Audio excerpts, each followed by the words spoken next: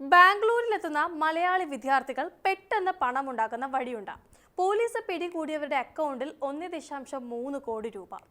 നമുക്കറിയാം, ഇന്നേറെ ചർച്ച ചെയ്യപ്പെടുന്ന വിഷയം ലഹരി ഉപയോഗവും അതിന്റെ പരിണിത ഫലങ്ങളുമാണ്. കോഴിക്കോട്, കൊച്ചി ഉൾപ്പെടെ സംസ്ഥാനത്തിന്റെ വിവിധ ഭാഗങ്ങളിലേക്ക് രാസലഹരി എത്തിക്കുന്നതിന് പിന്നിൽ പ്രധാനികൾ ആഫ്രിക്കക്കാരാണ്.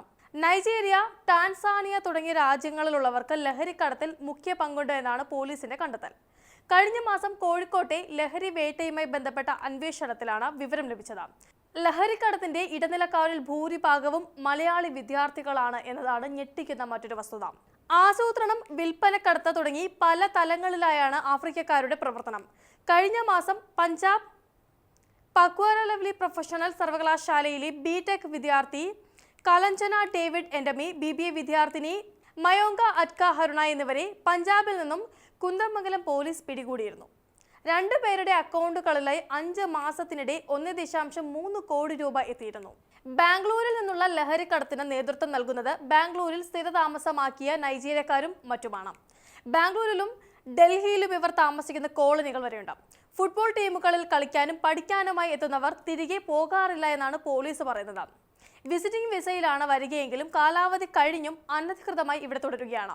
ഗൾഫ് മലയാളികളിൽ പലർക്കും രാസലഹരി ബിസിനസ്സിൽ പങ്കാളിത്തമുണ്ട്. രാജ്യത്തിന്റെ പല ഭാഗങ്ങളിലേക്ക് രാസലഹരി എത്തിക്കുന്ന അന്താരാഷ്ട്ര സംഘത്തിലും ഗൾഫ് മലയാളികളും ടാൻസാനിയക്കാരുമൊക്കെയുണ്ട്. ഇവരെ കണ്ടെത്താൻ കേന്ദ്ര ഇന്റലിജൻസ് ബ്യൂറോ, ഇന്റർപോൾ, റോ എന്നിവയുടെ സഹായവും തേടിയിട്ടുണ്ട്. പണം ഉണ്ടാക്കാൻ ഇവർ കണ്ടെത്തുന്ന വഴിയാണ് ഇതിൽ അത്ഭുതം. ബാംഗ്ലൂരിൽ പഠിക്കാൻ പോകുന്ന മലയാളി വിദ്യാർത്ഥികളിൽ പലരും പെട്ടെന്ന് പണമുണ്ടാക്കാൻ ലഹരിക്കടത്തിൽ ഏർപ്പെടുകയാണ്.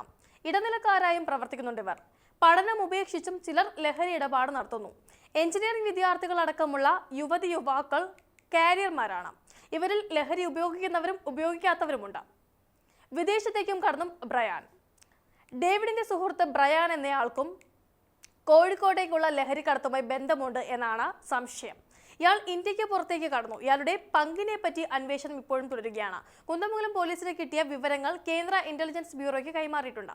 ഇത്തരത്തിൽ ഏറെ അപകടം സൃഷ്ടിക്കുകയാണിപ്പോൾ ഈ ലഹരി ഉപയോഗം.